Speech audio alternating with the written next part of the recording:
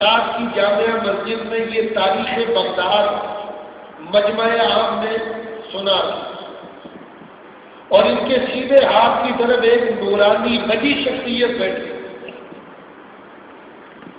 تو پوچھا گیا یہ خطیب بغدادی کے سیدھے ہاتھ کی طرف جو بیٹھے ہیں یہ کون ہے؟ تو جواب آیا کہ یہ نبی پاک علیہ السلام ہے جو مدینے سے بغداد خطیب بغدادی کی تاریخ بغداد سننے کے لیے آئے۔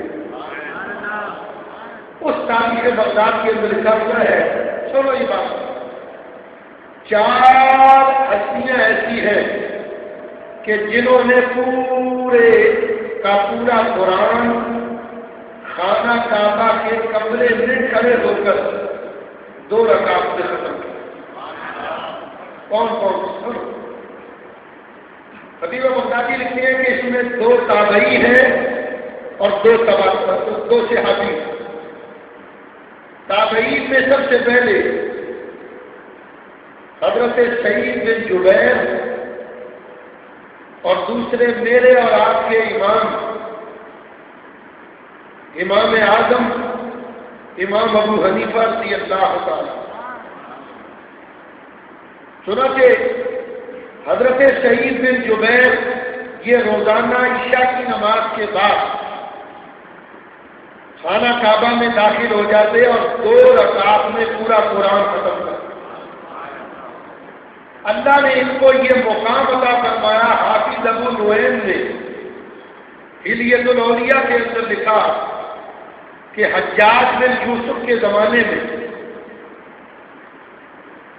حجاج بن یوسف نے سپاہیوں کو حکم دیا کہ سعید بن جبیر کو پکڑ کر لاؤ۔ یہ رات اپنے گھر میں نماز پڑھ رہے تھے، سپاہیوں نے چھاپا مارا، ان کو پکڑا۔ بصرہ لانے لگے، راستے میں ایک عیسائیوں کا گرجا آتا تھا، رات کا وقت ہو گیا، سپاہیوں نے گرجے میں پناہ دی تو گرجے کا جو پادری تھا اس نے کہا یہاں جنگل میں رات نہ گزارا، یہاں ایک شیر اور شیرنی رہتے، جو بھی انسان نظر آتا ہے رات میں وہ حملہ کر کے اسے ہلاک کرتا۔ وہ جتنے سپاہی آپ کو پکڑنے آئے تھے وہ سارے گرجے میں چلے گئے۔ حضرت سعید بن جبیر نے فرمایا کہ میں اللہ کے مقابلے میں ایک مشرک کی پناہ دینے کے لیے تیار ہوں۔ بولا حافظ ابو نعیم نے حلیۃ الاولیاء میں لکھا کہ انہوں نے رات نماز پڑھنی شروع کی۔ جب نماز میں یہ سجدے میں گئے تو پہلے شیر آیا اور پھر شیر۔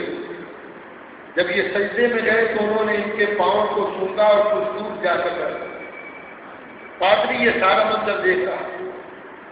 صبح جب ان کو لے کر گئے تو پادری نے کہا معلوم ہوتا تم مسلمانوں کے کوئی صاحب کمال بندے ہو، میں تمہارے ہاتھ پر مسلمان ہونا چاہتا ہوں۔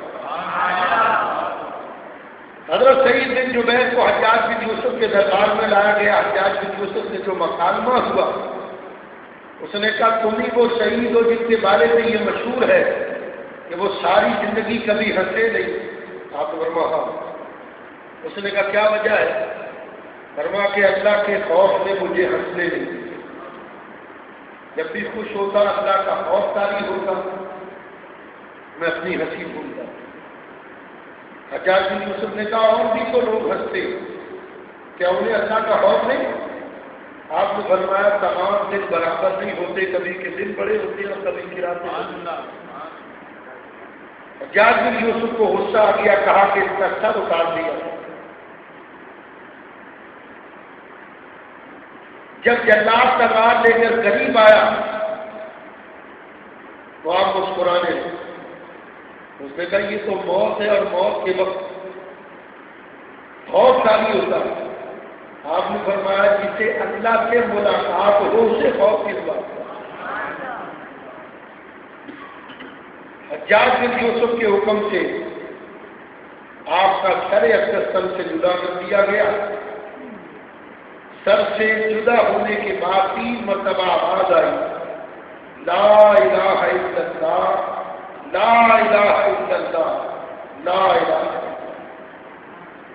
دوسرے میرے اور آپ کے امام اعظم امام ابو حنیفہ، امام اعظم بھی جب آخری حج کرنے آئے، مناقب للقردری امام صاحب کے حالات پر، ایک مناقب للموفق، دو الخیرات الحسان، تینوں کتابوں میں آخری حج کرنے آئے تو مجاور کعبہ سے فرمایا کہ میرا آدھا مال لے لو اور مجھے کعبہ کے کمرے میں عبادت کی جا سکے۔ اس نے مان لیا۔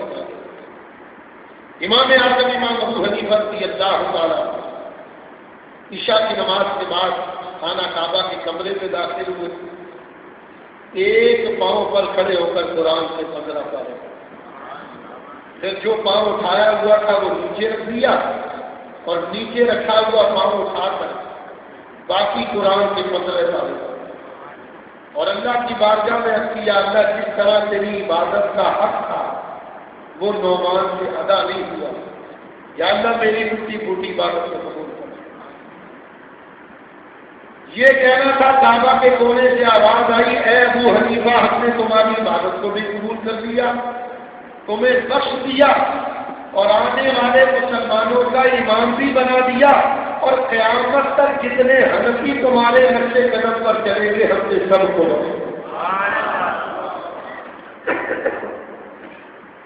دو ہستیاں ہو گئے اور دو ہیں صحابی، یہ تو دو تابعی ہو گئے، اور دو صحابہ میں حضرت تمیم داری، یہ وہ صحابی ہیں جنہوں نے سب سے پہلے مسجد نبوی میں چراغاں کیا۔ انہوں نے یمن سے یا مصر سے زیتون کا تیل اور روئی خریدی اور مسجد نبوی میں چراغ میں تیل ڈال کر یہ روئی جلائی۔ عام روشنی سے ہٹ کر مسجد میں چراغاں کرنا یہ حضرت تمیم داری کی سنت ہے۔ انہوں نے مسجد کو روشن کیا۔ حضرت فاروق اعظم نے فرمایا، اللہ تمیم داری کی قبر کو روشن کرتے جس طرح انہوں نے ہماری مسجد کو روشن کیا۔ وہ تمیم داری آپ بھی 2 رکعت میں پورا قرآن ختم کر دیا۔ اللہ نے مقام یہ دیا، شیخ محقق نے جذب القلوب الى دیار المحبوب میں، علامہ نور الدین سمودی نے وفاء الوفا میں، اخبار دار الصفا میں، علامہ ابن جوزی نے صفا میں لکھا کہ حضرت عمر کے دور میں مدینہ شریف میں ایک زلزلہ اور مدینے کے پہاڑ کے غار سے آگ نکلی اور آہستہ آہستہ مدینے کی طرف بڑھی۔ حضرت فاروق اعظم نے جب یہ دیکھا تو حضرت تمیم داری سے فرمایا کہ جاؤ جا کر اس آگ کا انتظام کرو۔ آپ آگ کے پاس آئے۔ شیخ موقع لکھتے ہیں اور شیخ موقع کوئی معمولی ہستی نہیں، مولوی اشرف علی صاحب خانوی جو دیوبندی حضرات کے بڑے مولوی صاحب ہیں، انہوں نے اپنے ملفوظات آباد الیومیہ کے اندر لکھا کہ حضرت شاہ عبدالحق وہ ہیں جن کو روزانہ نبی کریم کی زیارت وہ لکھتے ہیں، آپ نے ہاتھ کو اس طرح پکڑ لیا جس طرح کپڑے کو پکڑ لیا، اور جس طرح آپ کپڑے کو لپیٹتے ہیں اس طرح آگ کو لپیٹ کر آگ میں پھینک دیا اور فرمایا کہ اے آگ آئندہ خبردار کبھی مدینے کی طرف رخ نہ کرنا، کیا تو نہیں جانتی کہ مدینے میں محمد مصطفیٰ کے غلام ہیں؟ اور چوتھے ہیں حضرت سیدنا عثمان غنی رضی اللہ تعالیٰ عنہ، آپ نے بھی خانہ کعبہ میں کھڑے ہو کر 2 رکعت میں پورا قرآن ختم کیا۔ اللہ نے مقام کیا دیا؟ حضرت سیدنا عثمان غنی نبی کریم کے ساتھ مسجد نبوی سے نماز پڑھ کر مسجد سے جب باہر نکلے، حضور نے حضرت عثمان غنی کو ایک تیر دیا اور کمان۔ کتاب کا نام ہے الریاض النظرہ فی مناقب اشرف الشرف۔ حضرت عثمان غنی سے فرما تیر چلاؤ، آپ نے چلے میں تیر ڈال کر کھینچ کر چلایا تو وہ معمولی طاقت کا تھا، کچھ فاصلے پر جا کر حضور نے فرمایا عثمان جس جگہ تمہارا تیر گرا وہاں تمہاری قبر ہوگی، جہاں ہم کھڑے ہیں یہاں ہماری قبر ہوگی، اور اے عثمان تیرے اور ہماری قبر کے درمیان جس بندے مومن کی قبر بن جائے گی وہ یقیناً جنتی ہے۔ آپ کا نام نامی اس میں گرامی عثمان بن عفان، آپ کی کلیت ابو عمر ابو عبداللہ، آپ کا لقب غنی اور ذوالنورین، قبیلہ آپ کا بنو امیہ، 23 سال کی عمر میں ایمان لائے، اور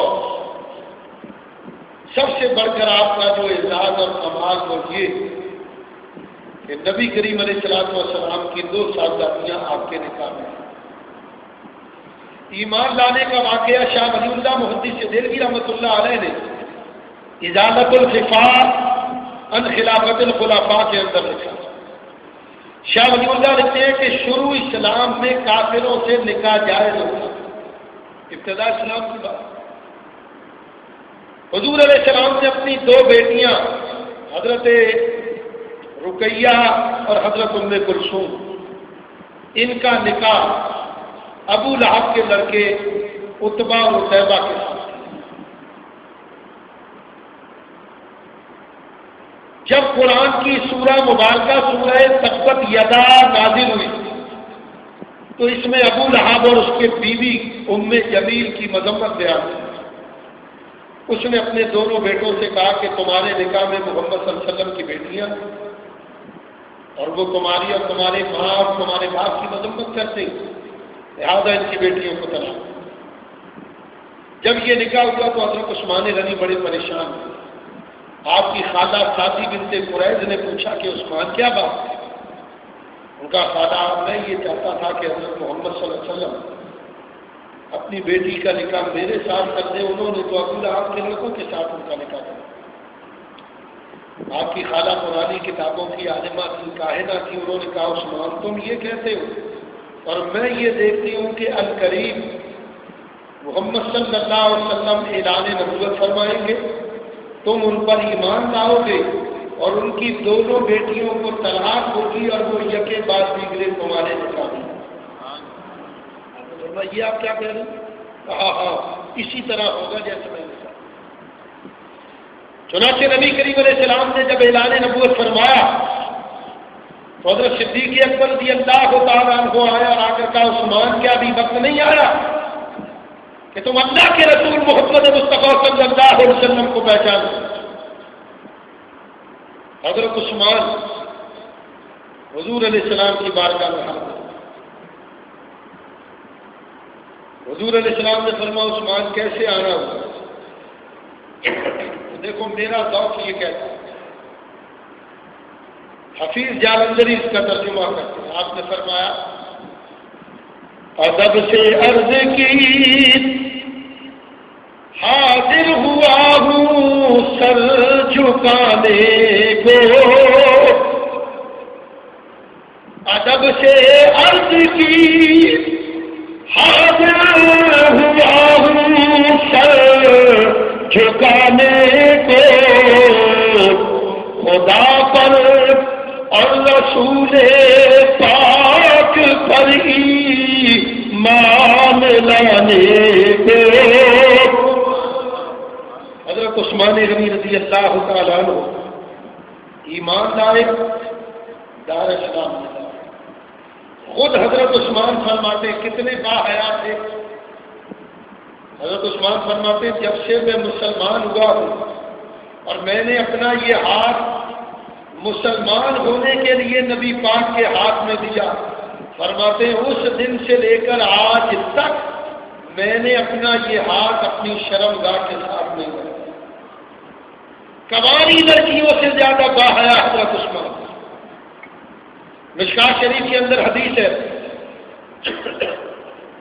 ام المومنین اما عائشہ صدیقہ فرماتی کہ نبی کریم علیہ السلام نے تہمت باندھی ہوئی۔ دیکھو تہمت باندھنا یہ نبی کریم کی سنت ہے، پاجامہ پہننا یہ بھی نبی کریم کی سنت ہے، شلوار میری تحقیق کے مطابق نبی کریم نے کبھی نہیں پہنی، لیکن اس کو پسند فرمایا۔ اب رہ گئی پینٹ، تو یہ ان سے پوچھیے جنہوں نے اس کو ایجاد کیا کہ اس کوکو کولا کی بوتل میں کیسے اترا جاتا ہے۔ لباس دیکھو وہ پہننا چاہیے جو حضور نے فرمایا تمہارے جسم کا بھی تم پر حق ہے۔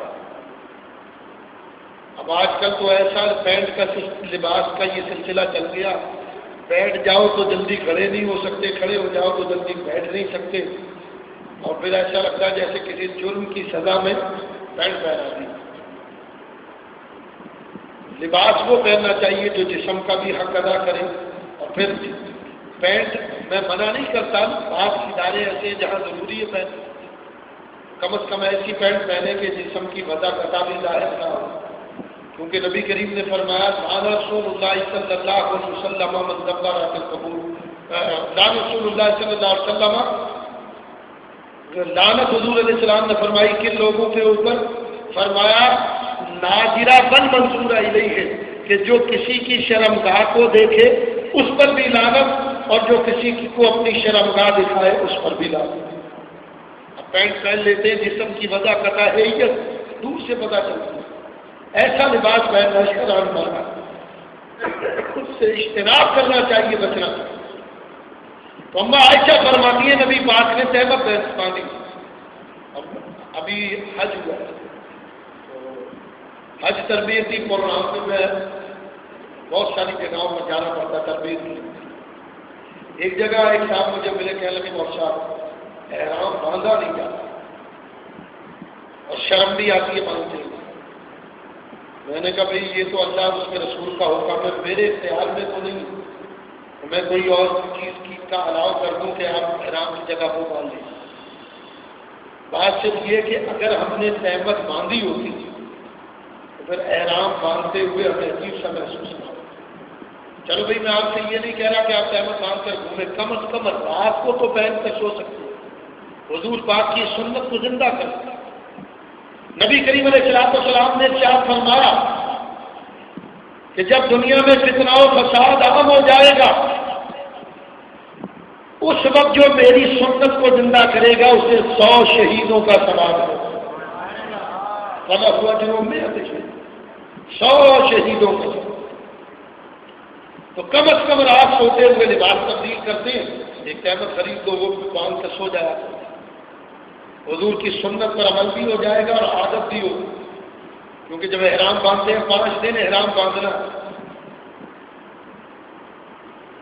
7 یا 8 سے احرام باندھنا تو کم از کم 10-11 تک تو باندھنا پڑتا ہے، وہ تہمت کی طرح احرام باندھنا۔ تو جن لوگوں نے کبھی نہیں تہمت پہنی ان کے لیے احرام ایک عجیب سی کیفیت ہے، تو اس لیے عادت کے طور پر بھی اس کو اختیار کرو تو نبی کریم کی سنت کا بھی سوال ہے۔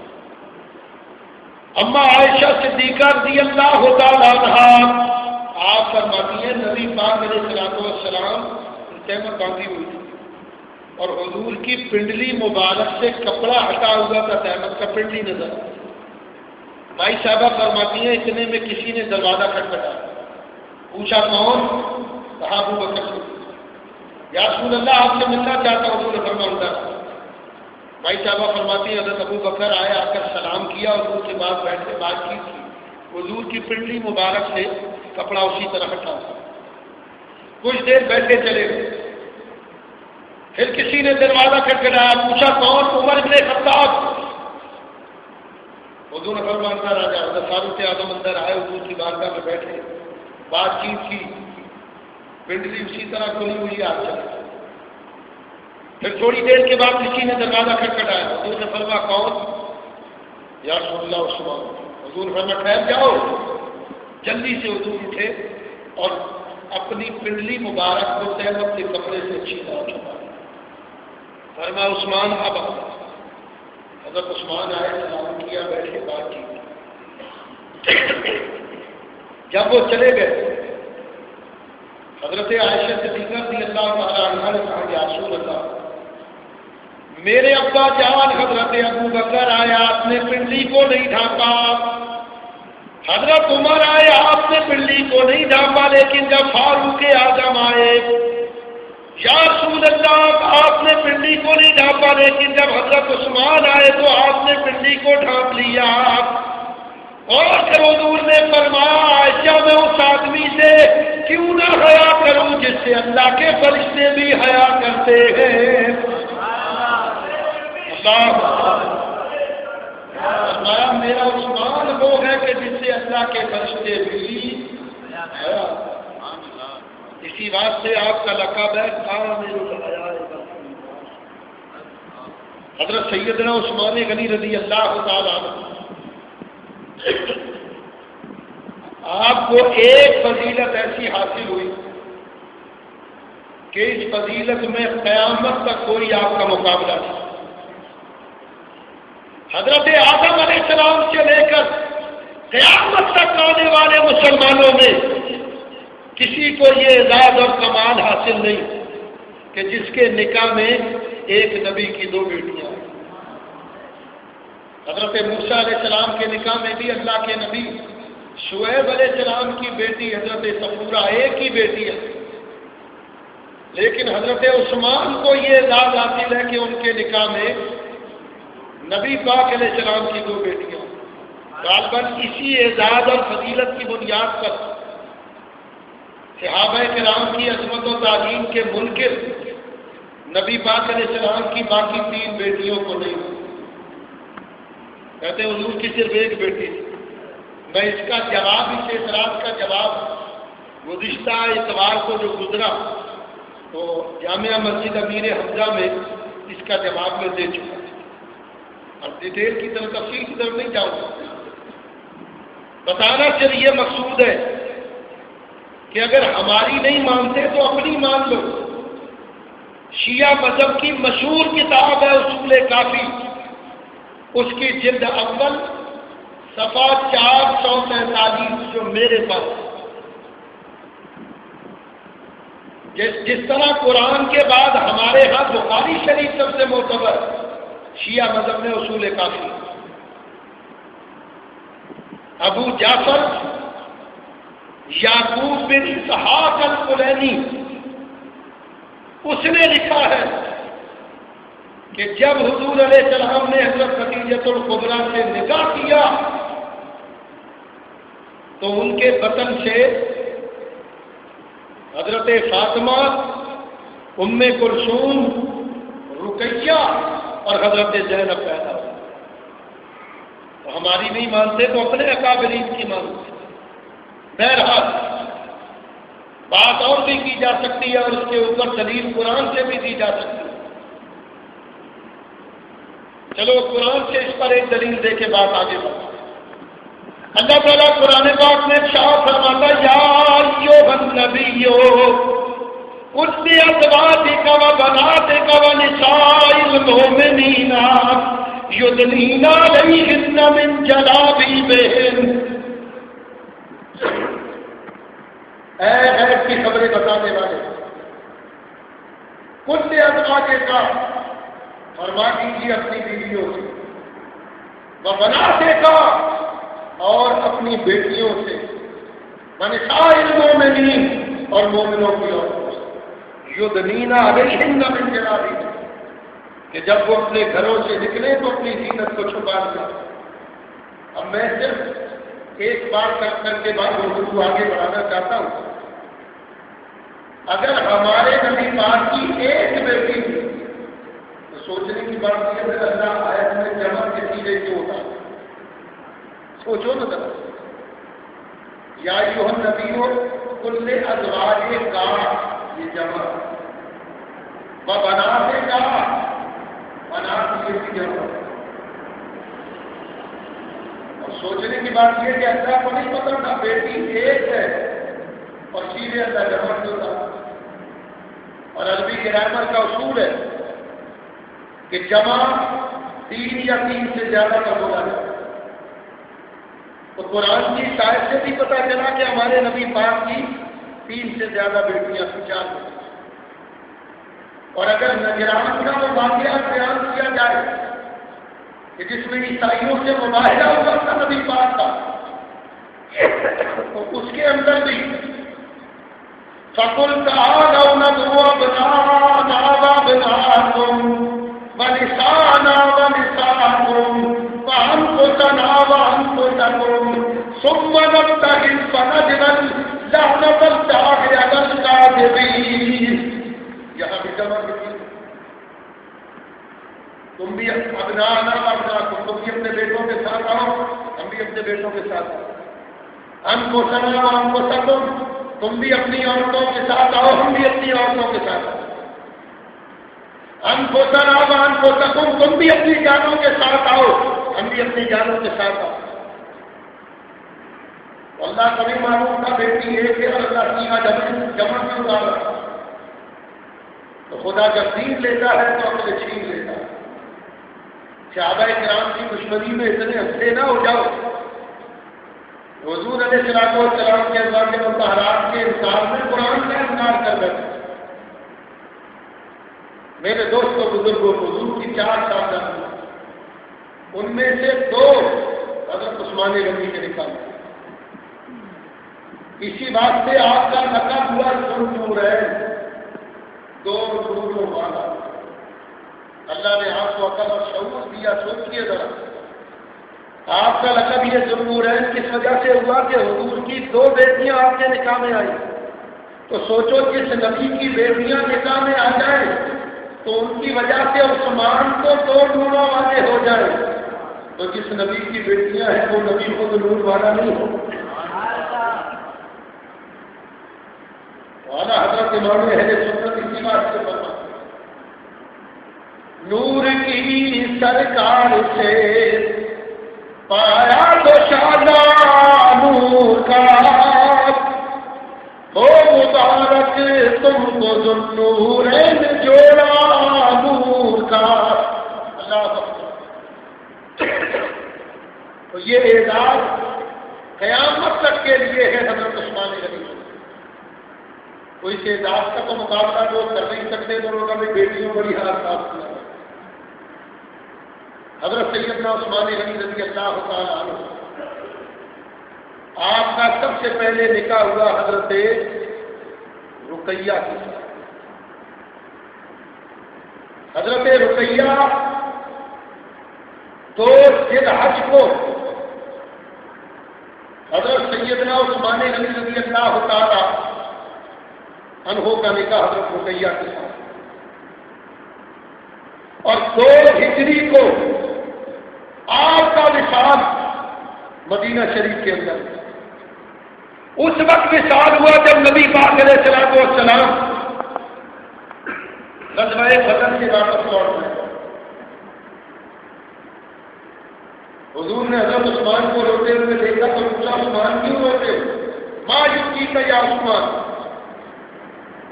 آج کی یا رسول اللہ، آج میرا آپ کے گھر سے رشتہ رکھا، یا رسول اللہ آپ کی بیٹی حضرت رقیہ کا انتقال ہوا۔ حضور علیہ السلام نے فرمایا، عثمان یہ میرے پاس جبریل کھڑے ہیں، یہ کہتے ہیں یا رسول اللہ، اللہ فرماتا ہے کہ آپ اپنی دوسری بیٹی کا نکاح بھی حضرت عثمان کے ساتھ کر دیں۔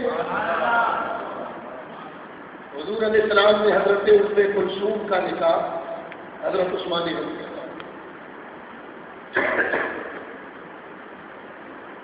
جب یہ رشتے داری ہوئی، یہ نکاح ہوا، تو حضور نے فرمایا، بیٹی ام کلثوم کیا تم اللہ کے خلیل ابراہیم علیہ السلام کو دیکھنا چاہتی؟ ابا جان بالکل دیکھنا چاہتی۔ تو فرمایا تم اپنے شوہر عثمان کو دیکھنا۔ حضور نے فرمایا میرا عثمان میرے دادا ابراہیم کے مشابہ، ان سے ملتے۔ اور جب حضرت ام کلثوم کا وصال ہوا تو حضرت عثمان پھر رونے۔ حضور نے فرمایا عثمان کیوں روتے ہو؟ یا رسول اللہ ایک بار پھر میرا آپ کے گھر سے رشتہ ختم ہو گیا۔ حضور نے فرمایا عثمان اب میری کوئی بیٹی نہیں جس کا میں نے نکاح کرنا ہو، خدا کی قسم اگر میری 40 بیٹیاں بھی ہوتی تو میں یکے بعد تیسرے تیرے ہی نکاح میں دیتا۔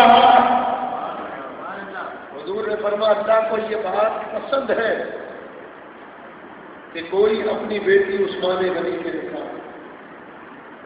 میرے دوستوں بزرگوں عزیزوں، یہ کمال اور یہ فضیلت اللہ نے حضرت عثمان کو عطا کی۔ اب آئیے آپ کی سخاوت، حضرت عثمان غنی کو اللہ تعالیٰ نے اتنا مال عطا فرمایا کہ آپ کا نسب ہی ہو گیا غنی، غنی کے میں نے دیکھا۔ اب یہاں میں ذرا ایک عقیدے کا مسئلہ کروں گا، نہ توجہ سننا۔ دیکھو ہمارے ہاں بعض لوگ وہ ہے جن کو شرک کا حیدر ہوا، بات بات پہ شرک کی الٹیاں ہوتی ہیں۔ ہم کہتے ہیں نا حضرت سیدنا شیخ عبد القادر جیلانی رضی اللہ تعالیٰ عنہ کو کہتے ہیں غوث اعظم۔ تو یہ کیا کہتے ہیں؟ کہتے ہیں دیکھو غوث کے میں نے فریاد رس اور اعظم کے میں نے پڑھا، تو غوث اعظم بڑے فریاد رس، تو کہتے ہیں دیکھو انہوں نے شرک کیا۔ شرک کیوں کیا؟ کہتے ہیں فریاد رسی تو اللہ کرتا ہے، انہوں نے غوث اعظم کو فریاد رس مان کر شرک کیا۔ ہم خواجہ غریب نواز کو غریب نواز کہتے ہیں تو کہتے ہیں انہوں نے شرک کیا، غریب نواز تو اللہ ہے، انہوں نے بندوں کو غریب نواز مان کر شرک کیا۔ ہم حضرت داتا گنج بخش کو داتا گنج بخش کہتے تو کہتے دیکھو یہ مشرک ہے، داتا تو اللہ ہے، یہ عثمان بن علی حجویری کو داتا کہتے ہیں، انہوں نے شرک کیا۔ بس اس کا میں نے مسئلہ آپ کو سمجھا۔ دیکھو اس میں کوئی شبہ نہیں کہ غوث کے معنی ہے فریاد رس، اللہ بھی فریاد رس ہے اور اللہ کی عطا سے غوث اعظم بھی فریاد رس۔ یاد رکھو لفظی اشتراک سے شرک نہیں ہوتا، جب تک معنی ایک نہ ہو اس وقت تک شرک نہیں ہوتا۔ میں آپ سے پوچھتا ہوں، بولو اللہ تعالیٰ کو فریاد رس کس نے بنا؟ بولیے بھائی، سارے بولو، کسی نے نہیں بنا۔ اور غوث اعظم کو فریاد رس اللہ تعالیٰ نے، اللہ تبارک و تعالیٰ فریاد رس واجب الوجود ہونے کے اعتبار سے۔ واجب الوجود کا مطلب یہ ہے کہ جو نہ کسی کے بنانے سے بنے اور نہ کسی کے مٹانے سے مٹے۔ اللہ کو کسی نے نہیں بنایا اور نہ کوئی مٹا سکتا۔ اور غوث اعظم فریاد رس ہے ممکن الوجود ہونے کے اعتبار سے۔ ممکن الوجود کا مطلب یہ جو کسی کے بنانے سے بنے اور جو کسی کے مٹانے سے مٹ جائے۔ اللہ تبارک و تعالیٰ سے غوثیت کی یہ صفت کوئی چھین سکتا، کوئی لے سکتا اللہ، اور غوث اعظم سے اللہ جب چاہے لے سکتا۔ تو برابری ہوئی؟ جب برابری نہیں ہوئی تو شرک بھی نہیں۔ برابری تو تب ہوتی کہ جب ہم اللہ کو جن معنوں میں غوث مانتے انہی معنوں میں غوث اعظم کو بھی غوث مانتے، تب تو شرک ہوتا۔ دوسری مثال آپ کو دوں، حضرت ابو بکر کا لقب ہے صدیق اکبر۔ بولو ٹھیک ہے یا نہیں؟ صدیق اکبر کہتے ہیں نا، اور اذان میں ہم کیا کہتے ہیں؟ اللہ اکبر۔ 5 مرتبہ اذان دیتے ہیں دن میں، اللہ اکبر کہتے ہیں یا نہیں؟ تو لفظ اکبر اللہ کے لیے بھی آیا اور حضرت ابو بکر کے لیے بھی آیا۔ کبھی فتویٰ دیا دیوبندیوں نے کہ یہ شرک ہو گیا؟ اتنے بڑے بڑے پمفلٹ چھاپتے ہیں، بینر باندھتے ہیں، 22 جمادی الثانی یوم صدیق اکبر پر حکومت پاکستان سے مطالبہ ہے کہ چھٹی ڈکلیئر کی جائے۔ سپاہی صحابہ والے جلوس نکالتے ہیں کراچی کے اندر یوم صدیق اکبر پہ، یوم صدیق اکبر کانفرنس کرتے ہیں۔ اگر لفظی اشتراک سے شرک ہوتا ہے تو پھر یہ شرک ہونا چاہیے۔ اللہ بھی اکبر ہے، صدیق اکبر بھی اکبر ہے، لیکن کوئی شرک نہیں کہتا۔ کیوں؟ اس لیے کہ اللہ کو اکبر کسی نے نہیں بنایا، حضرت ابو بکر کو اکبر اللہ نے بنایا۔ بات سمجھ میں آ رہی ہے آپ؟ فاروق کے معنی ہے حق و باطل میں فرق کرنے والا۔ اللہ بھی فاروق اور حضرت عمر بھی فاروق، کسی نے فتویٰ دیا یہ شرک۔ اسی طرح غنی، اللہ بھی غنی ہے اور حضرت عثمان بھی غنی۔ قرآن پڑھ کر دیکھو، فَإِنَّ اللَّهَ غَنِيٌّ عَنِ الْعَالَمِينَ، بے شک اللہ تمام عالمین سے غنی۔ وہ اللہ بھی غنی اور حضرت عثمان بھی. تو اگر لفظ کے ایک ہونے سے شرک ہو جاتا ہے، لفظی اشتراک سے اگر شرک ہوتا ہے، تو پھر یہ فتویٰ دینا چاہیے کہ جو بھی حضرت عثمان کو غنی کہے گا وہ مشرک ہو جائے گا، جو حضرت ابو بکر کو صدیق اکبر کہے گا وہ مشرک ہو جائے گا. یہ بھی مانتے، کہتے نہیں حضرت عثمان کو تو ہم مجازی طور پر غنی کہتے ہیں، وہ بھی تو یہی کہتے ہیں. اللہ حقیقی طور پر غنی، حضرت عثمان مجازی طور پر. داتا صاحب حقیقی طور پر اللہ داتا، اور اللہ کی عطا سے داتا صاحب بھی داتا. اللہ بھی غریب نواز، اللہ کی عطا سے خواجہ معین الدین چشتی بھی غریب نواز. تو دیکھو جب تک معنی میں اشتراک نہ ہو اس وقت تک شرک نہیں. تو حضرت عثمان کا لقب غنی، اللہ نے اتنا مانا. چنانچہ میں 2-3 مثالیں دوں آپ کو. آج صحابہ کو گالیاں دینا بڑا آسان. ترمذی شریف کی حدیث سے حضرت عبداللہ بن عمر فرماتے ہیں حضور نے فرمایا آخری زمانے میں تم دیکھو گے کہ ایک جماعت ہوگی جو میرے صحابہ کو گالیاں دے گی. حضور نے فرمایا جب تم اس جماعت کو دیکھو تو کہنا تم پر لعنت ہو تمہارے شر کی وجہ سے اللہ. ایک حدیث جو مصنف ابن ابی شیبہ کے اندر ہے اس میں حضور نے نام تک اس جماعت کا بتایا. حضور نے فرمایا آخری زمانے میں ایک جماعت ہوگی جسے رافضہ کہا جائے، جو میرے رافضی کہتے ہیں کہ نہیں، میرے صحابہ کو گالی ہوگی. ایسوں سے بچنا چاہیے.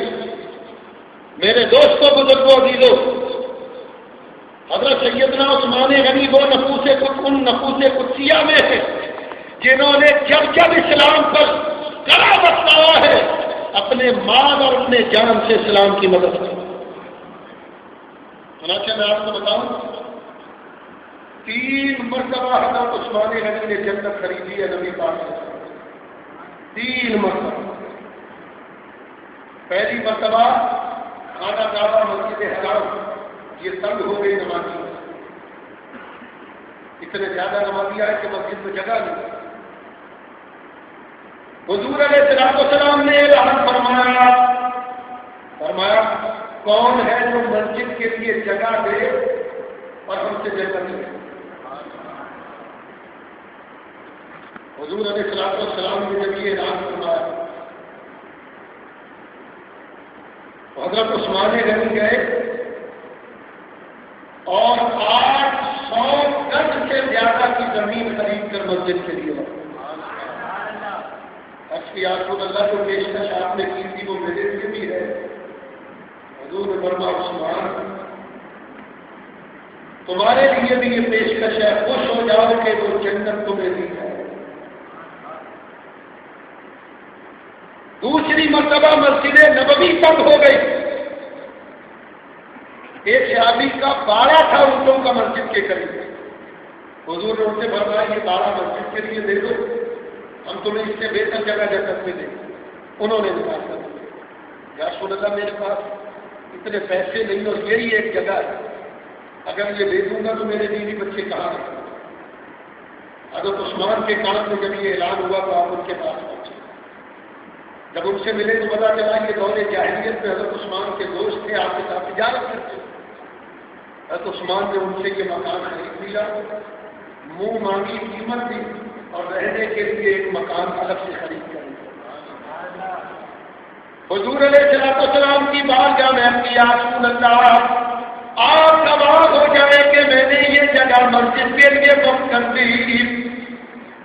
حضور نے فرمایا عثمان ہم قیامت کے روز جنت میں تمہیں اس سے بہتر مکان لے کر دیں گے. یاد رکھو قیامت تک مسجد حرام اور مسجد نبوی میں ان جگہوں پر جتنے لوگ نماز پڑھیں گے ان سب کے برابر اللہ حضرت عثمان غنی کو ثواب عطا فرمائے گا. اور تیسری مرتبہ جب مسلمان نئے نئے مدینے آئے تو مدینے کا پانی انہیں راس نہیں آتا. یہ تمام واقعات شاہ ولی اللہ نے، محب تبری نے، شیخ محمد الواعظ نے سب نے رکھا. جب مدینے کا پانی انہیں راس نہیں آیا تو صحابہ حضور کی بارگاہ میں یا رسول اللہ مدینے کا پانی ہمیں بیمار کرتا ہے۔ ایک کنواں ہے مدینے سے تقریباً 12-13 کلومیٹر کے فاصلے پر، بیر روما۔ یہ روما ایک یہودی تھا، اس کی ملکیت ہے، اس کا پانی میٹھا تھا، تو وہ یہودی یہ کنواں کسی کو بیچتا نہیں تھا اور اس کا پانی قیمتاً دیتا۔ ساج یہ ایک پیمانہ تھا غلہ ناپنے کا، یہ 3.5 سیر کا، تو 3.5 سیر کا وہ سفید صاحب پر وہ ایک مشکیدہ پانی دیتا۔ شعبان اچھی آپ کو ایک تو یہ پانی ہمیں بیمار کرتا اور ایک کنواں ہے بیر روما اور وہ یہودی کی ملکیت، وہ پانی ہم سے اس کی قیمت دیتا، ہم غریب ہیں، اتنی معاشی حالات دیتا نہیں کہ پانی خرید سکے، تو یا رسول اللہ پانی کا انتظام کرنا۔ حضور علیہ السلام نے صحابہ کرام کو جمع کر کے اعلان فرمایا، سرکار نے فرمایا جو یہ کنواں خرید کر مسلمانوں کے لیے وقف کرے، میں وعدہ کرتا ہوں کل قیامت کے روز اللہ کی بارگاہ سے اس کو جنت میں بالکل ایسا یہ کنواں لے کر دوں گا۔ حضور نے جب یہ اعلان فرمایا، حضرت عثمان غنی آپ اس یہودی کے پاس آئے، حراست مومن سے آپ نے فرمایا یار میں نیا مکہ سے آیا، کوئی کاروبار کرنا چاہتا ہوں، میں نے دیکھا کہ یہاں لوگوں کے پاس کنویں بڑے پانی بیچتے، ایسا کرو تم یہ کنواں مجھے دے دو۔ کہنے لگا نہیں میں آپ کو یہ کنواں بیچ نہیں سکتا۔ آپ نے فرمایا جو قیمت تم بولو گے میں دوں گا، منہ مانگی قیمت۔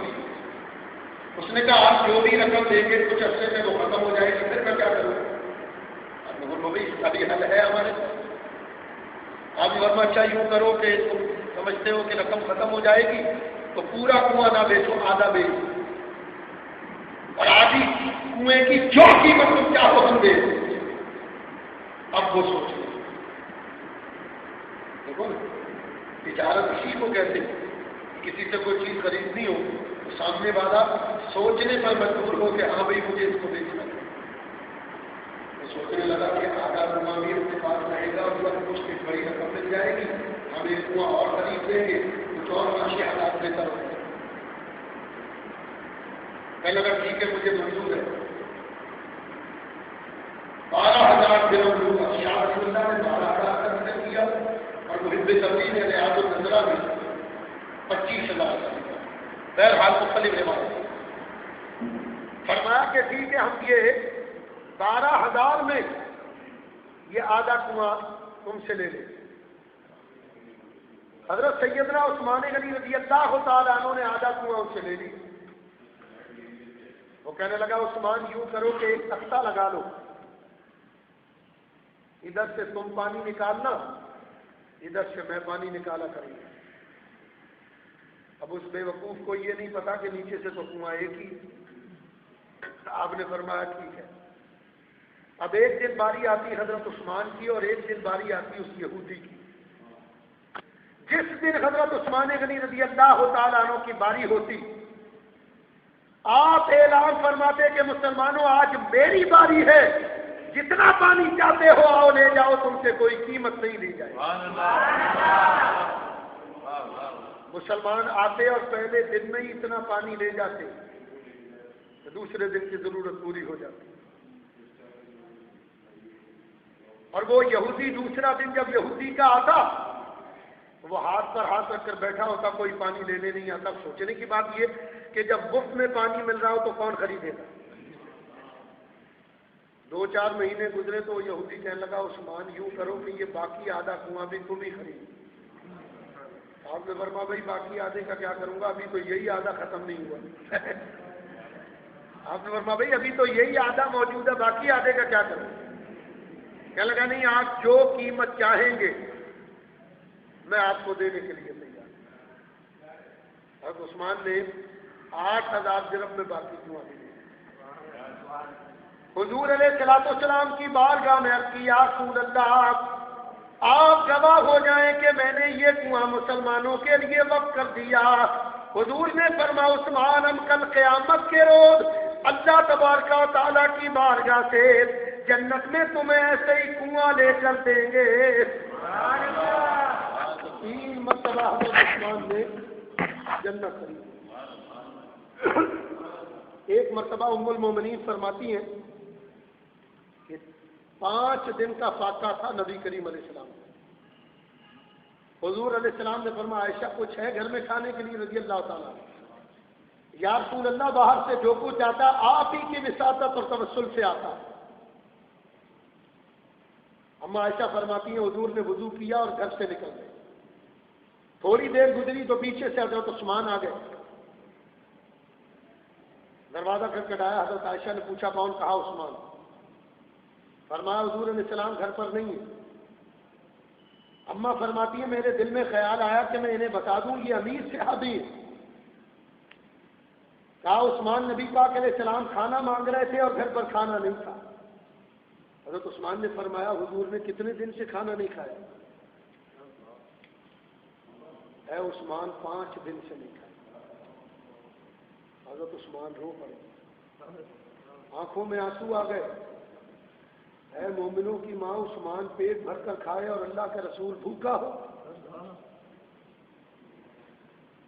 عثمان کو اس قابل کو سمجھتے نبی پاک علیہ السلام کے انہیں اطلاع دی جاتی. عبد الرحمن بن عوف کا, سعد بن معاذ کا اور عثمان کا مال کس دن کے لیے؟ فوراً حضرت عثمان گھر گئے. ایک اونٹ اس کو پسے ہوئے آٹے سے لاد دیا. ایک ذبح کی ہوئی کھال اتری ہوئی بکری, کھجوروں کی ایک بوری, 300 درم بھنا ہوا گوشت اور روٹیاں لے کر اما کی خدمت میں حاضر ہوئی. اے مومنوں کی ماں یہ کھانا حاضر ہے, نبی پاک علیہ السلام آئے تو انہیں کھلا دیجیے گا اور کہیے گا یا رسول اللہ یہ ختم ہو جائے تو عثمان کو بتائیں, عثمان اور لے آئیں. روتے ہوئے واپس چلے گئے. پیچھے نبی پاک علیہ السلام تشریف لائے. حضور علیہ الصلوۃ والسلام نے فرمایا عائشہ کچھ ہے کھانے کے لیے؟ آپ نے سب سامان لا کر رکھ دیا. یا رسول اللہ آپ دعا مانگیں اور اللہ اس دعا کو قبول نہ فرمائے, یہ نہیں ہوتا. یہ کون لے کر آیا؟ یا رسول اللہ یہ عثمان غنی لے کر آئے ہیں. حضور علیہ السلام کی آنکھوں میں آنسو آ گئے اور روتے ہوئے اللہ کی بارگاہ میں دعا مانگی, یا اللہ آج شام تک میں عثمان سے راضی تھا, تو بھی عثمان سے راضی.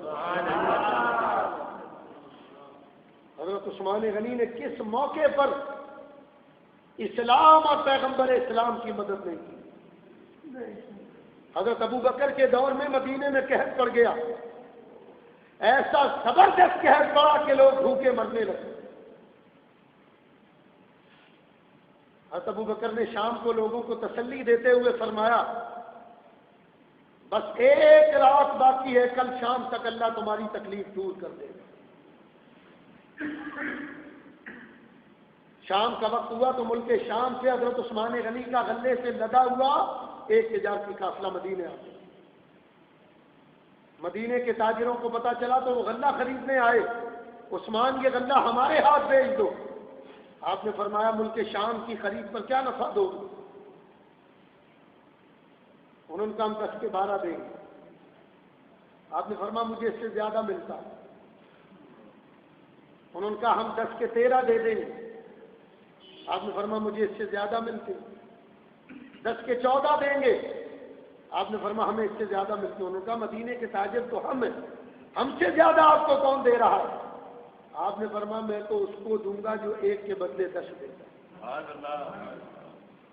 ان کا اتنا نفع تو ہم آپ کو نہیں دے سکتے. آپ نے فرمایا تم میری بات نہیں سمجھے. اللہ تعالیٰ شاہ فرماتا من جاء بالحسنۃ فلہ عشر امثالھا. اللہ فرماتا جو 1 نیکی کرے گا ہم اس کو 10 کا ثواب دیں گے. فرمایا میں نے تو اپنا یہ غلہ اللہ کے ہاتھ بھیج دیا. سارے مدینے میں اعلان کیا گیا آؤ آ کر غلہ لے جاؤ. ارے جتنا غلہ تمہیں چاہیے لے جاؤ, تم سے کوئی قیمت نہیں لی. جب آپ نے یہ غلہ دیا اسی رات خواب میں حضرت عبداللہ ابن عباس نے نبی کریم علیہ السلام کی زیارت کی. فرماتے میں نے دیکھا حضور جنتی سواری پر جنتی لباس پہن کر ایک نوری چھڑی سے اپنی جنتی سواری کو ہانکتے ہوئے لے جا رہے. تو میں نے عرض کیا یا رسول اللہ ایک مدت ہو گئی آپ کی زیارت کیے ہوئے, آپ زیارت ہوئی ہے, ذرا ٹھہر جائیے میں دل بھر کے زیارت کروں. حضور نے فرمایا عباس جو بات کرنی ہے جلدی کرو, میرے عثمان نے جو کل غلہ اللہ کی راہ میں دیا تھا اللہ اس سے خوش ہوا اور جنت میں عثمان کی شادی کا انتظام کیا ہے اور ہم اس میں شریک ہونے کے لیے. میرے دوستوں بزرگوں عزیزوں, آپ کی سخاوت عام تھی. جیش اسرت کا موقع ہو تو عثمان سامان دیتے, کسی پر قرضہ ہو تو حضرت عثمان غنی اپنا مال عطا کرتے. اپنے مال کو حضرت عثمان غنی نے ہمیشہ اسلام اور پیغمبر اسلام کے لیے وقف رکھا. میرے دوستوں بزرگوں عزیزوں, حضرت سیدنا فاروق اعظم رضی اللہ تعالیٰ عنہ جب شہید ہوئے تو آپ نے اپنی شہادت سے پہلے جب یہ مسئلہ پیدا ہوا کہ کس کو آپ کے بعد امیر المومنین بنایا جائے تو آپ نے 6 آدمیوں کے نام لیے. حضرت عثمان غنی, حضرت علی المرتضیٰ, حضرت سعد بن ابی وقاص, حضرت عبد الرحمن بن عوف, حضرت طلحہ اور حضرت زبیر بن عوام. حضرت عمر نے فرمایا تھا کہ ان 6 میں سے کسی ایک کو اپنا امیر بنا لیں. حضرت فاروق اعظم کی شہادت کے بعد یہ 6 حضرات بیٹھ گئے, خلیفہ کا انتخاب ہونا. حضرت عبد الرحمن بن عوف سب سے پہلے کھڑے ہوئے, فرمایا کہ میں حضرت عثمان اور حضرت علی کے حق میں اپنا نام واپس لیتا ہوں, وڈرا ہوتا ہوں. اب رہ گئے 5 حضرات. حضرت عبد الرحمن بن عوف نے فرمایا کہ آپ 5 حضرات میں سے کوئی ایسا ہے کہ جو کسی کے حق میں بیٹھنا چاہے, نامینیشن واپس لینا چاہے. حضرت طلحہ نے فرمایا کہ میں حضرت عثمان کے حق میں بیٹھتا ہوں, اور حضرت زبیر نے فرمایا کہ میں حضرت علی کے حق میں بیٹھ رہا ہوں. اب رہ گئے 3, حضرت سعد بن ابی وقاص, حضرت عثمان غنی اور حضرت علی المرتضی. حضرت سعد بن ابی وقاص نے فرمایا کہ میں حضرت عثمان غنی کے حق میں بیٹھ رہا ہوں. اب 2 حضرات رہ گئے. حضرت عبد الرحمن بن عوف نے حضرت عثمان سے فرمایا کہ اگر میں حضرت علی کو خلیفہ بنا دوں تو کیا آپ ان کی بیعت کریں گے اور اطاعت کریں گے, اختلاف تو نہیں کریں گے؟ حضرت عثمان نے فرمایا حاشا وکلا, یہ کبھی نہیں ہوگا. میں دل و جان سے حضرت علی کی اطاعت کروں گا اور ان کے ہاتھ پر بیعت کروں گا. یہی بات آپ نے حضرت علی سے فرمایا کہ اگر میں حضرت عثمان کو خلیفہ نامزد کر دوں تو آپ ان کی مخالفت کریں گے؟ فرمایا حاشا وکلا, کبھی بھی نہیں, میں خوشی سے ان کی اطاعت کروں گا. اور شیعہ کیا کہتے ہیں؟ انہوں نے لکھا کہ حضرت علی نے تقیہ کر لیا. تقیہ کہتے ہیں منافقت کو. معاذ اللہ, حضرت علی منافق ہو سکتے؟ چونکہ شیعہ مذہب چلی تقیہ کے اوپر رہا ہے اس لیے انہوں نے تقیہ ان کے نزدیک بڑا ثواب. یہ کہتے ہیں جو ایک مرتبہ تقیہ کرے وہ امام کے درجے پر ہوتا معاذ اللہ, یعنی جو ایک مرتبہ منافق بن جائے وہ اس سے بڑا پھر کوئی نہیں معاذ اللہ. حضرت علی نے برضا و رغبت و خوشی حضرت عثمان غنی کے ہاتھ پر بیعت کی. حضرت عثمان غنی بلا شرکت غیرے 44 لاکھ مربع میل کی سلطنت کے حاکم اور بادشاہ بنائے گئے, امیر بنائے. 12 سال حضرت عثمان غنی نے خلافت. آپ کے دور حکومت کے ابتدائی 6 سال جو تھے یہ بڑے امن چین اور سکون سے گزرے. آخری 6 سال جو تھے یہ شورش کے تھے, اس میں بڑا فساد برپا ہوا. میں مختصراً آپ کی شہادت کے اسباب بیان کروں.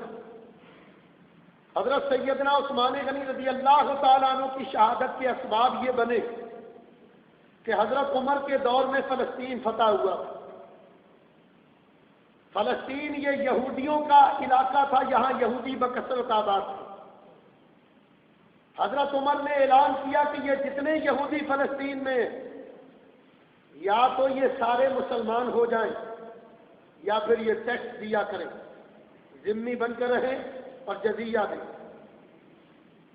تو یہودیوں کا ایک عالم تھا جس کا نام تھا عبداللہ بن سبا، اس نے سارے بڑے بڑے امیر یہودیوں کو جمع کیا اور ایک منصوبہ بنا، کہنے لگا دیکھو ہماری عزت، ہمارا وقار اور ہمارا وطن ہم سے عمر نے چھین لیا، تو کیا تم یہ چاہتے ہو کہ تمہیں تمہارا وطن دوبارہ مل جائے؟ سب نے کہا بالکل چاہتے، ہم اپنی کھوئی ہوئی عزت دوبارہ بحال کرنا چاہتے ہیں۔ تو اس نے کہا پھر میرا منصوبہ یہ ہے کہ تم مسلمان بن جاؤ۔ ان کا ہم کبھی مسلمان نہیں بنے۔ دیکھو یہ بات یاد رکھو، یہ آپ کی معلومات میں اضافے کے لیے بتا رہا ہوں کہ یہودی جو ہوتا ہے وہ بائی برتھ ہوتا ہے۔ ایسا نہیں ہو سکتا یہودیوں میں کہ کوئی آدمی پہلے عیسائی اور عیسائی چھوڑ کر یہودیت اختیار کرے، نہیں۔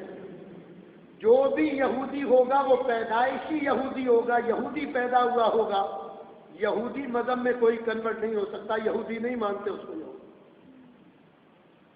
تو اب یہودیوں کے لیے یہ مسئلہ تھا کہ وہ یہودیت چھوڑ کر اسلام قبول کریں۔ عیسائیت کو وہ قبول نہیں کر سکتے تھے، کرسچینٹی ان کے نزدیک لادینیت تھا، وہ یہ کہتے تھے ہم مسلمان نہیں ہوں گے۔ اس نے عبداللہ بن سبا نے سمجھایا ان کو کہ دیکھو بہتری اسی میں ہے، میں تم سے کون سا کہتا ہوں تم دل سے مسلمان ہو جاؤ، ارے بھائی اوپر اوپر سے مسلمان بن جاؤ، اندر سے تم یہودی رہو۔ انہوں نے کہا اس کا فائدہ کیا ہوگا؟ اس نے کہا اس کا فائدہ یہ کہ اگر ہم یہودی رہیں گے تو ہم فلسطین سے باہر کہیں نہیں جا سکیں گے، مسلمان بن جائیں گے تو پوری سلطنت میں ہم جہاں چاہیں گے جا کے رہ سکتے ہیں۔ اس کا فائدہ یہ ہوگا کہ ہمیں مسلمانوں کو قریب سے بات کرنے کا موقع ملے گا، پھر ان مسلمانوں میں جو کمزور عقیدے کے مسلمان ہوں گے ہم ان کو اپنا ہم نوا بنائیں گے، ان میں نئے نئے عقائد کا پرچار کریں گے۔ نتیجہ یہ نکلے گا کہ یہ مسلمان آپس میں دست و گریباں ہو جائیں گے، اور جب یہ آپس میں لڑیں گے ان کی طاقت کمزور ہو جائے گی تو پھر ہم بآسانی اپنا ملک ان سے حاصل کر لیں گے۔ یہ منصوبہ بنایا گیا، اور آپ حیران ہوں گے کہ آج تک یہودی اس پالیسی پر کام کر رہے ہیں۔ لیبیا میں جو کچھ ہوا اسی پالیسی کے تحت ہوا، مصر میں جو کچھ ہوا اسی پالیسی کے تحت، تیونس میں، مراکش میں جو کچھ ہوا یہ سارا اسی منصوبے کے تحت۔ یہ یہودیوں کا آج کا جو منصوبہ یہ 1400 سال پہلے کا منصوبہ۔ ان کے منصوبے نہیں بدلتے، لوگ بدلتے ہیں۔ جو بھی نیا آدمی آتا ہے وہ منصوبے کو آگے بڑھاتا ہے، اور آج اس وقت عیسائی یہودیوں کے کچھ پناہی کر رہے ہیں، مدد کر رہے ہیں۔ چنانچہ سب نے مان لیا، ان لوگوں نے ایران کو اپنا پایہ تخت بنا لیا۔ اب وہاں سے سبائی تحریک کا آغاز ہوا اور ساری دنیا کے اسلامی ممالک میں یہ پھیل گئے، مصر میں، شام میں، اردن میں، عراق میں، مدینے میں، مکہ میں، سب جگہ پھیل گئے، اور نئے نئے عقائد کا انہوں نے پرچار کیا۔ چنانچہ آپ نے یہ عقیدہ سنا ہوگا، انہوں نے کہا کہ جس طرح عیسیٰ علیہ السلام دوبارہ اس دنیا میں آئیں گے، محمد صلی اللہ علیہ وسلم بھی دوبارہ اس دنیا میں آئیں گے۔ یہ عقیدہ بھی انہی کا پھیلایا۔ انہوں نے کہا جس طرح حضرت موسیٰ علیہ السلام کا ایک وصی تھا ہارون علیہ السلام، اسی طرح محمد صلی اللہ علیہ وسلم کے ایک وصی ہے مولا علی المرتضیٰ۔ انہوں نے کہا خلافت کا حق تھا حضرت علی کا، اور ان کا حق چھین لیا گیا اسے۔ جس طرح محمد صلی اللہ علیہ وسلم خاتم الانبیاء ہے، اسی طرح حضرت علی خاتم الاوصیاء ہے۔ پانچواں ان کا عقیدہ یہ تھا کہ حضرت عثمان کو یا معزول کیا جائے یا قتل کیا جائے، اور ان کی جگہ حضرت علی کو امیر بنا جائے۔ یہ جو آج شیعوں کے نظریات آپ کو اس سے ملتے جلتے ملتے ہیں نا، یہ اسی دور سے چلے آ رہے ہیں۔ یہ خاتم الولایت اور خاتم الاوصیاء کا عقیدہ جو شیعہ ذاکرین بیان کرتے ہیں، یہ وہی عبداللہ بن سبا کا پھیلایا ہوا عقیدہ۔ میرے دوستوں بزرگوں عزیز و تاریخ پڑھ کر دیکھو، جب یہ عقائد نظریات مسلمانوں میں پھیلے تو جو کمزور عقیدے کے مسلمان تھے وہ ان کے دام میں آ گئے، اور ایک وقت آیا کہ مسلمان خاص طور پر مدینے میں مسلمان آپس میں لڑنے لگے۔ جب انہوں نے دیکھا کہ ان کی تعداد اچھی خاصی بڑھ گئی تو حج کا مہینہ آیا، آتے ہی ان باغیوں نے مدینے پر قبضہ کر لیا، اور انہوں نے مدینے میں اعلان کیا کہ حضرت عثمان غنی یا تو حکومت چھوڑیں یا ہم انہیں قتل کر دیں۔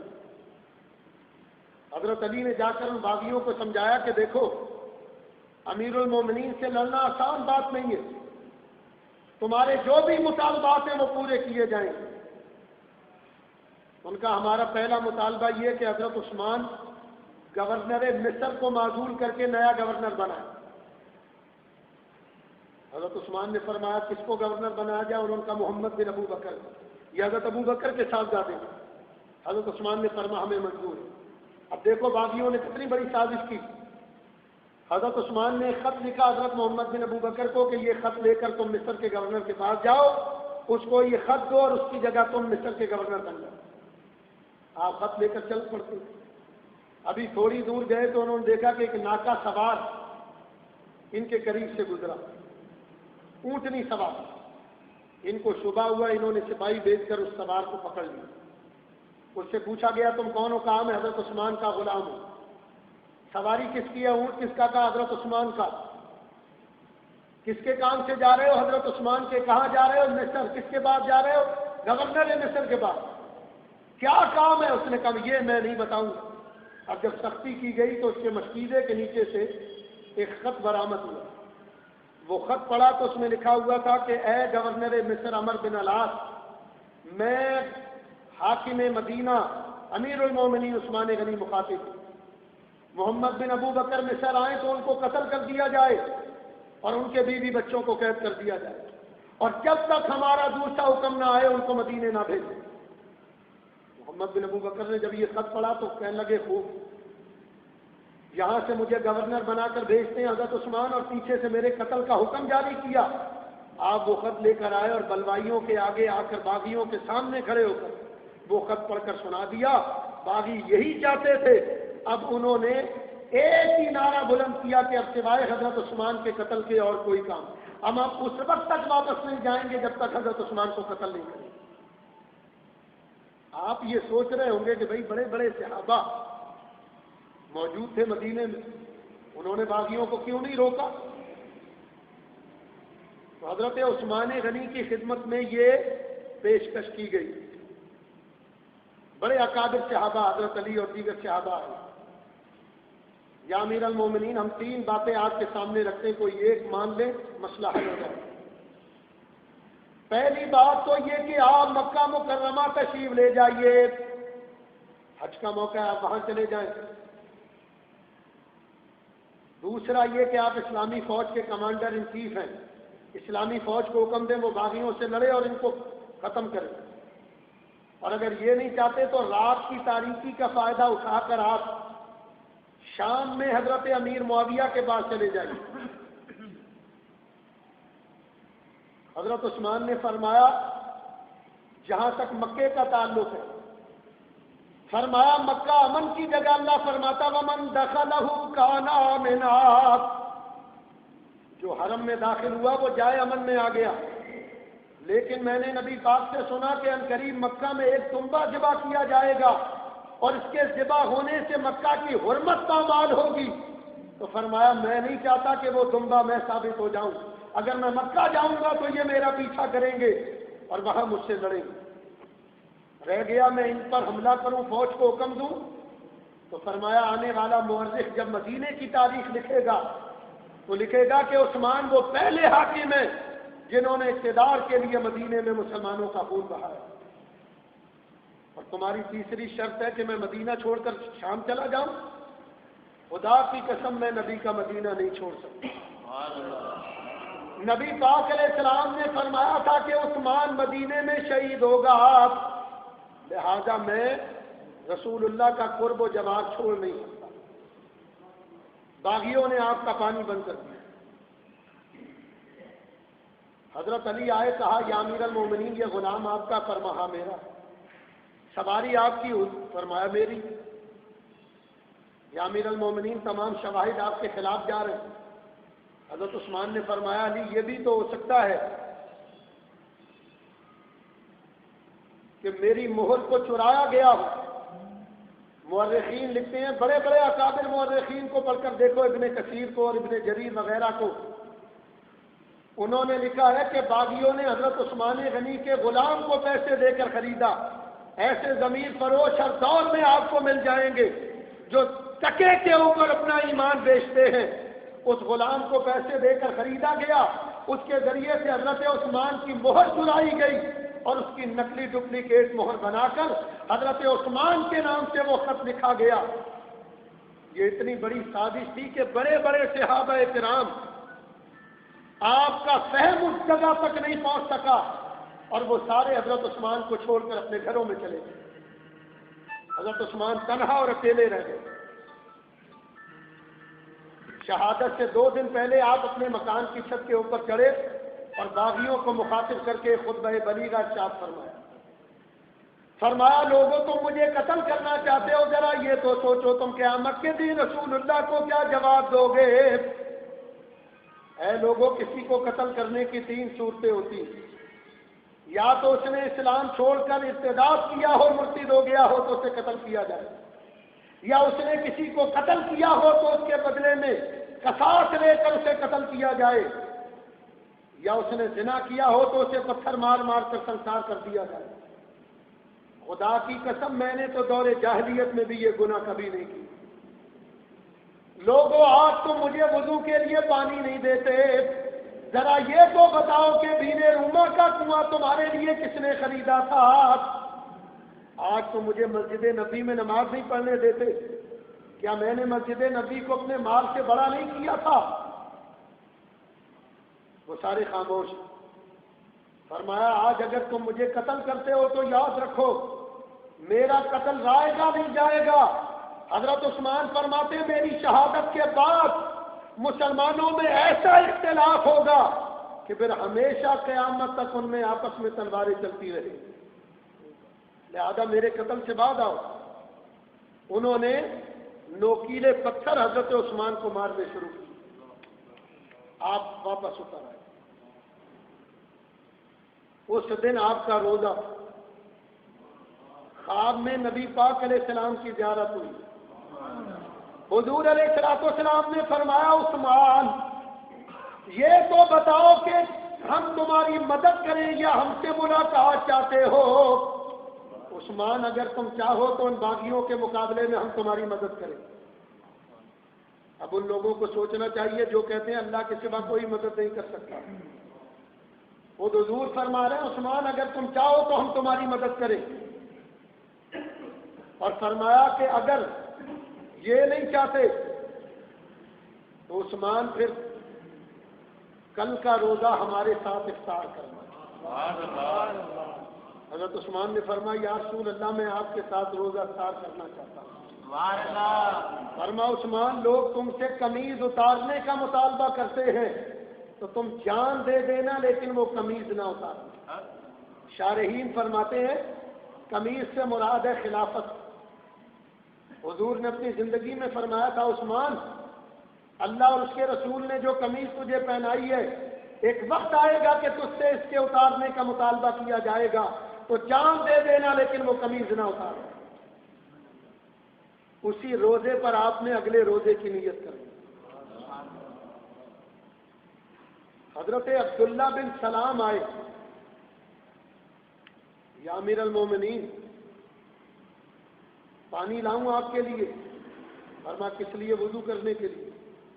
فرما نہیں ابھی تھوڑی دیر پہلے نبی پاک علیہ السلام اس دروازے سے تشریف لائے تھے اور ایک پیالہ پانی حضور مجھے دے گئے۔ فرمایا یا امیر المومنین مجھے بھی وہ پانی دیجیے۔ آپ نے وہ پیالہ اٹھا کر عبداللہ بن سلام کو دیا، انہوں نے سارا پانی پی لیا۔ حضرت عبداللہ بن سلام فرماتے ہیں وہ دن ہے اور آج کا دن ہے میں روزہ رکھ کر گرمی کے موسم میں مدینے کے ریگستان میں گھوما کرتا تھا، لیکن مجھے روزہ محسوس نہیں ہوتا۔ جب سے عثمان غنی کے گھر میں نبی پاک کا لایا ہوا پانی میں نے پیا، مجھے کبھی بھی پیاس محسوس نہیں۔ رات کا وقت ہوا، آپ کی بیوی حضرت نائلہ اپنے مکان کی چھت کے اوپر چڑھ گئی اور پڑوسی کے گھر میں جا کر بڑی مشکل سے آدھا پیالہ پانی کا لے کر آئی۔ جب آپ پانی لے کر آئیں تو اس وقت سحری کا وقت ختم ہو رہا۔ کہا یا امیر المومنین، آپ نے کل بھی کچھ نہیں کھایا، روزہ اور آج بھی روزہ، تو آپ پانی پی لیجئے۔ فرمایا نہیں، اب تو سحری کا وقت ختم ہو گیا، اسی وقت سے اگلے روزے کی نیت کر۔ فجر کی نماز پڑھ رہے تھے کہ باغی آپ کے مکان میں داخل ہوئے۔ پیچھے کا جو آپ کے مکان کی دیوار تھی نا، 3 آدمی مکان کی دیوار کود کر اندر آئے، اور چوتھے ان میں حضرت محمد بن ابو بکر، حضرت ابو بکر کے بیٹے، وہ بھی۔ جب تک آپ نماز پڑھتے رہے باغیوں نے کوئی تعرض نہیں کیا۔ آپ نماز سے فارغ ہوئے تو حضرت محمد بن ابو بکر نے آگے بڑھ کر آپ کی داڑھی کو پکڑ لیا۔ حضرت عثمان نے فرمایا، بیٹا تمہارے باپ ابو بکر زندہ ہوتے تو بتاؤ تم ان کو کیا جواب دیتے۔ آپ نے داڑھی چھوڑ دی اور وہاں سے چلے گئے، اور بعد میں جب تک زندہ رہے حضرت محمد بن ابو بکر ہمیشہ روتے رہے۔ پوری زندگی آپ کو کبھی کسی نے ہنستے نہیں دیکھا، اپنے فعل پر پچھتاتے رہے کہ میں باغیوں کی سازش کو کیوں نہ سمجھ سکا، اور اسی ندامت اور پریشانی میں آپ کا وصال ہوا۔ اس کے بعد باقی 3 رہ گئے، ان میں سے ایک آگے بڑھا اور آگے بڑھ کر آپ کی داڑھی مبارک کو پکڑ لیا۔ آپ نے فرمایا ہاں تو میرا قاتل، تو فرمایا تو میرا قاتل نہیں۔ اس نے کہا آپ کو کیسے پتا چلا؟ فرمایا جب تو پیدا ہوا تھا نا تو تیرا باپ تجھے نبی کریم کی بارگاہ میں لایا، حضور نے اپنے منہ مبارک میں کھجور کو چبا کر تیرے منہ میں ڈال دیا تھا، تو جس کے پیٹ میں رسول اللہ کا لعاب گیا ہو بھلا وہ میرا قاتل کیسے ہو؟ وہ بھی چلا گیا، دوسرا آیا، آپ نے فرمایا تو بھی میرا قاتل نہیں۔ اس نے کہا آپ کو کیسے پتا چلا؟ فرمایا تو بھی جب پیدا ہوا تھا تو تیرا باپ تجھے نبی کریم کی بارگاہ میں لایا، حضور نے تحلیل فرمائی اور اپنا لعاب تیرے منہ میں ڈالا، جس کے جسم میں رسول اللہ کا لعاب کیا ہو میرا قاتل نہیں ہوگا، وہ بھی چلا۔ تیسرا آگے بڑھا، اس نے آگے بڑھ کر آپ کی داڑھی مبارک کو پکڑ لیا۔ آپ نے فرمایا تو میرا قاتل ہے۔ میں نے کہا آپ کو کیسے پتا چلا میں آپ کا قاتل ہوں؟ فرمایا جب تو پیدا ہوا تھا تو تیرا باپ مجھے نبی کریم کی بارگاہ میں لایا تھا، حضور نے مجھے گود میں لینا چاہا تو تو اچھلا اور اچھل کر نبی کریم کے سینے پر گئے۔ میں سمجھ گیا کہ نبی کے سینے پر چلنے سے بات نہیں آیا، وہ میرے سینے پر چلنے سے کیسے بات آیا؟ تو ہی میرا قاتل۔ اس کے ہاتھ میں نیزہ تھا، آگے بڑھ کر اس نے ڈور کا نیزہ مارا، وہ نیزہ حضرت عثمان کے سینے پر لگا اور آپ کی پشت مبارک سے نکلا۔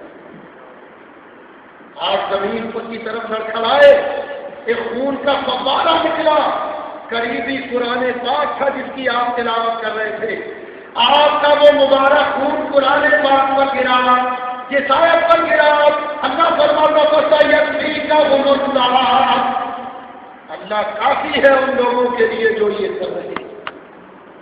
حضرت عثمان جب زمین پر گرے، انہوں نے 3 اطراف سے آپ کو نظریں میں لیا، تلوار کا بار آپ کے چہرے پر کرنے لگے۔ وہ آپ کی بیوی حضرت نائلہ نے اپنا ہاتھ آگے دیا، ان بے دینوں نے تلوار چلائی تو آپ کی 4 انگلیاں کٹی۔ ایک بدبخت کی تلوار آ کر حضرت عثمان کے رخسار پر گری لگی، خون نکلا۔ اس کے بعد انہوں نے آپ کے گلے پر تلوار چلائی اور گائے کی طرح ذبح کیا۔ حضرت عثمان غنی کا لاشا آپ کے مکان میں پڑتا، حضرت نائلہ دروازے کی طرف دوڑی، آواز دی مدینے والوں تمہاری حیات کو لوٹ لیا گیا، مدینہ طیبہ کی حیات کو لوٹ لیا گیا، اب مدینے کے لوگ بے حیا ہو گئے ہیں، جب آپ کی یہ آواز بلند ہوئی کہ امیر المومنین کو شہید کیا گیا، مدینے میں بحران برپا ہوا، صحابہ کرام مردانہ وار آپ کے مکان کی طرف دوڑے، حضرت علی المرتضیٰ دوڑ کر آگے بڑھے، اندر داخل ہوئے، آ کر حضرت عثمان غنی آپ کے سر مبارک کو اپنی گود میں اور فرمایا ظالموں تم نے اس کو قتل کیا جو تم میں سب سے زیادہ مار رہا تھا، جو دن کو روزہ رکھتا تھا، رات کو نفل پڑھتا تھا، اور ہم سب میں سب سے بہتر تھا۔ حضرت علی روتے ہوئے آپ کے لاش مبارک کو چھوڑ کر چلے۔ باغیوں نے حضرت عثمان کے لاشے کو دفن نہیں ہونے دیا، 3 دن تک آپ کا لاشا مبارک پڑا۔ حضرت امام حسن نے خواب دیکھا، فرماتے ہیں کہ انہوں نے خواب دیکھا کہ حضرت عثمان غنی نے اللہ تعالیٰ کے عرش کا پایا پکڑا ہوا ہے اور ایک ہاتھ میں اپنا کٹا ہوا سر پکڑا، اور اللہ کی بارگاہ میں عرض کرتے ہیں یا اللہ ان سے پوچھ جنہوں نے مجھے ظلمن کیوں قتل کیا۔ حضور نے فرمایا تھا کہ جب میرے عثمان کو قتل کیا جائے گا نا تو قیامت کے دن میرا عثمان اس حال میں اللہ کی بارگاہ میں آئے گا کہ اس کا سر کٹا ہوا ہوگا، اس کے جسم سے خون نکلے گا، تو اس خون سے کستوری کی خوشبو آ رہی ہے۔ 3 دن کے بعد رات کی تاریکی میں بغیر غسل دیے اور بغیر کفن پہنائے حضرت عثمان کا جنازہ اٹھایا۔ خاموشی کے ساتھ صحابہ کرام حضرت عثمان کا جنازہ لے کر جنت البقیع کی طرف چلے۔ جنازہ قبرستان کے اندر رکھا، انہوں نے محسوس کیا کہ پیچھے سے پاؤں کے چلنے کی آہٹ، ان کی آواز آ رہی ہے، سمجھے باغی آ رہی۔ یہ سارے جنازہ رکھ کر جانے لگے، رہتے آواز آئی، خبردار دوڑو نہیں، ہم نسل انسانی میں سے نہیں ہے، ہم کو اللہ تعالیٰ کے فرشتے ہیں جو عثمان غنی کی نماز جنازہ پڑھنے آئے ہیں۔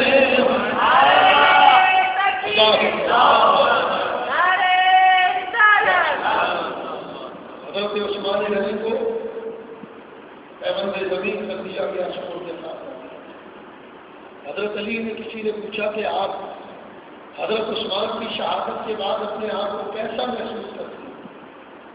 فرمایا میری اور عثمان کی شہادت کا معاملہ ایسا ہے جیسے کسی جنگل میں 3 بیل رہتے ہیں، ایک سفید رنگ کا بیل، ایک سرخ رنگ کا اور ایک سیاہ۔ اسی جنگل میں ایک شیر بھی تھا۔ حضرت علی فرماتے ہیں ان بیلوں کے باہمی اتفاق کی وجہ سے وہ شیر ان پر حملہ نہیں کرتا۔ ایک دن وہ شیر سیاہ رنگ کے بیل کے پاس آ کر لگا کہ میرا رنگ اور تیرا رنگ آپس میں ملتا ہے، یہ جو سفید رنگ کا بیل ہے نا، یہ جنگل میں ہماری موجودگی کا دوسرے جانوروں کو وہ احساس دلاتا ہے، اگر تم کہو تو میں سفید بیل کو کھا لوں، سیاہ بیل نے کہا میری طرف سے جاؤ۔ شیر نے حملہ کیا اس پر۔ پھر کچھ دنوں کے بعد وہ لال رنگ کے بیل کے پاس آیا، کہا کہ یہ جو سیاہ رنگ کا بیل ہے نا، میرا اور تیرا رنگ تو آپس میں ملتا ہے لیکن اس کا رنگ نہیں ملتا، یہ جنگل میں دوسرے جانوروں کو ہماری موجودگی کا احساس دلاتا ہے، اگر تمہاری اجازت ہو تو میں سیاہ رنگ کے بیل کو کھا لوں۔ لال رنگ کے جو بیل تھا اس نے کہا اجازت کھا لوں۔ اب وہ شیر کچھ دنوں کے بعد سرخ رنگ کے بیل کے پاس پھر آیا اور کہا کہ اب میں تمہیں کھاؤں۔ اس نے کہا ٹھہرو۔ اس نے ایک آواز نکالی، حضرت علی سے لوگوں نے پوچھا اس بیل نے کیا آواز نکالی؟ حضرت علی نے فرمایا اس نے اپنی آواز میں کہا کہ میں تو اسی دن کھا لیا گیا تھا جس دن میرے بھائی سفید رنگ کے بیل کو کھایا تھا۔ حضرت علی فرماتے تم پوچھتے ہو عثمان کی شہادت کے بعد میں کیسا محسوس کرتا ہوں؟ فرمایا مجھے تو اسی دن قتل کر دیا گیا تھا جس دن میرے بھائی عثمان کو قتل کیا۔ حضرت عثمان غنی رضی اللہ تعالیٰ عنہ کی شہادت اسلام میں بڑی دردناک شہادت۔ ہم واقعہ کربلا کو جس انداز میں بیان کرتے حضرت عثمان کی شہادت اس سے مختلف ہے. دیکھو نا، حضرت امام حسین اگر اپنے بیوی بچوں کے سامنے شہید ہوئے تو حضرت عثمان غنی بھی شہید ہوئے. اگر حضرت امام حسین اپنے خیمے کے بعد شہید ہوئے تو حضرت عثمان اپنے گھر میں شہید ہوئے. اگر حضرت امام حسین بھوکے پیاسے ظلمن شہید کیے گئے تو حضرت عثمان بھی بھوکے پیاسے ظلمن شہید ہوئے. حضرت عثمان غنی رضی اللہ تعالیٰ عنہ وہ نفوس قدسیہ میں سے ہے کہ جنہوں نے جب تک اسلام کو ضرورت پڑی اپنے مال سے اسلام کی خدمت کی، اور جب جان کی ضرورت پڑی تو انکار نہیں کیا. اس فلسفے پر عمل کیا کہ جان دی ہوئی اسی کی حق تو یہ ہے کہ حق ادا ہو. یہ شہادت کہے اس وقت میں قدم رکھنا ہے. لوگ آسان سمجھتے ہیں مسلمان. اللہ ہمیں حضرت عثمان غنی کے نقش قدم پر چلنے کی توفیق عطا فرمائے اور ان سے کامل محبت کی توفیق عطا فرمائے. یہ میرے ہاتھ میں ایک کتاب ہے تعارف جبریل. میرے استاد خطیب اعظم پاکستان حضرت مولانا محمد صدیق استادی دعوت کا کام بنا دیا. حضرت نے یہ کتاب لکھی ہے بڑی زبردست، حضرت جبریل امین کے حالات اور تعارف پر. میری معلومات کے مطابق اس وقت جبریل کے حالات پر کوئی کتاب موجود. اعلیٰ حضرت نے ایک رسالہ لکھا تھا، وہ بھی اب اس وقت نہ ہوا. جبریل کا تعارف انبیاء کے ساتھ جبریل کا معاملہ، ہمارے نبی پاک کے جبریل خادم ہیں، اس پر دلائل اس امت سے جبریل کی محبت. اور سب سے بڑھ کر اس میں ایک چیپٹر ہے کتاب العقائد کا. جبریل کے عقائد کیا ہیں آپ پڑھیں گے تو معلوم ہوگا کہ جبریل کے وہی عقائد ہیں جو آج الحمدللہ ہم اہل سنت کا جماعت. بڑی بہترین کتاب ہے اور مصنف کو یہ کتاب جبریل کی زیارت ہونے کے بعد تصدیق کرنے کا بعد. اور میرا یقین اور ایمان ہے کہ اگر روزانہ رات کو سونے سے پہلے باوضو ہو کر یہ کتاب پڑھے اور پڑھتے پڑھتے سو جائیں تو میرا یقین کامل ہے کہ کتاب ختم ہونے سے پہلے کسی رات اللہ کرم فرمائے گا جبریل کی زیارت. تو یہ باہر گاڑی میں کچھ کتابیں میں ساتھ لایا ہوں، اگر کوئی لینا چاہے باہر گاڑی میں 250 روپے کی قیمت ہے تو آپ لے سکتے ہیں. اللہ تعالیٰ ہمیں حضرت سیدنا عثمان سے محبت کی توفیق عطا فرمائے. الحمدللہ.